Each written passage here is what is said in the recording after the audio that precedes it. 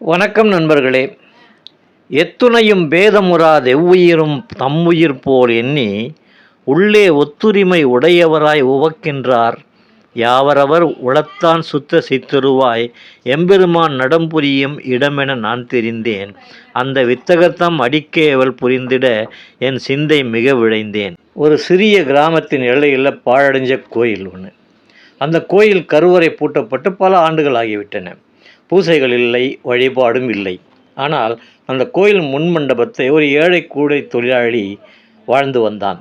அவனுக்கு கடவுள் நம்பிக்கை அதிகம். தினமும் காலையில் எழுந்து கோவிலின் வெளி அரங்குகளை சுத்தம் செய்வான்.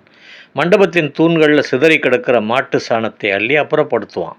ஆனால் அவன் ஒருபோதும் கருவடையை பூட்டியிருக்கும் சாவியை யாரிடமும் கேட்டதில்லை. கிராம மக்கள் அவனை பார்த்து கேலி செய்வாங்க. அடே, நீ சுத்தப்படுத்துவது வெளியரங்கத்தை மட்டும்தான், உள்ளே இருக்க சாமிக்கு ஒன்று தெரியுமா? அவன் சிரிச்சுக்கிட்டே சொல்லுவான், சாமிக்கு என்னை தெரியும் ஐயா, நான் சாமி இருக்கிற இடத்த சுத்தப்படுத்திக்கிட்டு தானே இருக்கேனே. ஒரு நாள் கிராமத்தின் பெரிய மனிதர் அந்த கோயிலுக்கு புனரமைப்பு பணிகளை மேற்கொள்றதுக்காக வர்றார். அவர் கருவறையை திறந்து பூஜைகள் செய்ய திட்டமிடுறார். தினமும் கோயில் வெளிப்புறத்தை சுத்தம் செய்து வந்த அந்த பையனிடம், இன்றைக்கு கோயிலில் பூஜையை நடத்துறதுக்கு நீ தான் முழு நேரமும் உதவி செய்யணும். ஆனால் கோயில் உள்ள நுழைய அனுமதி உனக்கு இல்லை. மண்டபத்தையும் வெளிப்புறத்தை மட்டும்தான் பார்த்துக்கணும். கொஞ்சம் ஆணவமாக சொல்கிறார். அவனும் பணிவோடு தலையசைக்கிறான். புனரமைப்பு பணிகள் தொடங்குது. ஒரு வாரத்தில் கிராமத்தில் திடீரென காலரா நோய் பரவ ஆரம்பிக்குது. மக்கள் பீதியில் கோயிலில் கூடுறாங்க. நோயாளிகள் கோயிலுக்குள்ளே வர வேண்டாம், சாமிக்கு கோபம் வந்துடும் என்று பெரிய மனிதர் தடுத்து பார்த்தார்.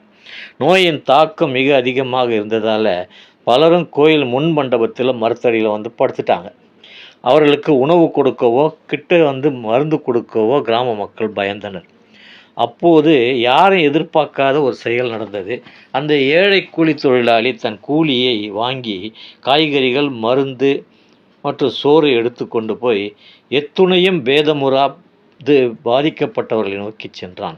எவ்வுயிரும் தம் உயிர் போல் எண்ணி அவன் தன் உயிரை பற்றி கவலைப்படாமல் ஒவ்வொரு நோயாளிக்கும் அருகில் போய் தண்ணீர் கொடுத்தான், சோற்றை பிசைஞ்சு ஊட்டினான், மருந்துகளை கொடுத்தான், வாந்தி எடுத்தவங்களுக்கு துப்புரவு வேலையும் செஞ்சான்.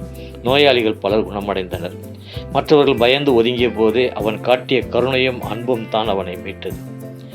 இதையெல்லாம் தூரத்திலிருந்து பார்த்த அந்த பெரிய மனுஷனுக்கு திடீர் ஞானம் வந்தது. அவர் அந்த ஏழை தொழிலாளியின் காலில் வந்து விழுந்துட்டார். நான் உன்னை தவற எடை போட்டேன்பா. நான் கருவறை சாவியை வைத்து பூஜை செய்ய நினைத்தேன். நீயோ உண்மையான சித்துருவாய் இருக்கும் இந்த மனிதர்களின் உயிர்களை காத்து உன் உளத்தான் சித்துருவாய் இருக்கிறாய். இப்போதுதான் புரிந்தது, எம்பெருமான் நடனம் புரியும் இடம் அந்த பூட்டப்பட்ட கருவறை அல்ல, அது உனது ஜீவகாரியம் நிறைந்த உள்ளம்தான். அவன் அவர் கைகளை பிடித்து, ஐயா, இது நான் படித்த பாடல். எவ்வுயிரும் தம் உயிர் போல் எண்ணி உள்ளே ஒத்துரிமை உடையவராய் உவக்கின்றார் யாவர் அவர் உளந்தான் சுத்த சித்திருவாய் எம்பெருமான் நடம் புரியும் இடமென நான் தெரிந்தேன். அனைத்து உயிர்களையும் சமமாக கருதி செய்யும் சேவையே உண்மையான இறை வழிபாடு என்றான். அந்த நொடியிலிருந்து அந்த கிராமத்தின் கருவறை திறந்திருந்தாலும் மக்களின் மனம் அனைவருக்கும் சம சேவை புரிந்த அந்த ஏழை தொழிலாளியின் உள்ளத்தை உண்மையான இறைவனின் ஆலயமாக கண்டது. இந்த கதை உணர்த்தும் பாடம் வள்ளலார் கூறியது போல, சாதி, இனம், உயர்வு, தாழ்வு என எவ்வித பேதமும் இல்லாமல் அனைத்து உயிர்களையும் சமமாக கருதி செய்யும் தொண்டுதான் உண்மையான இறை தொண்டு.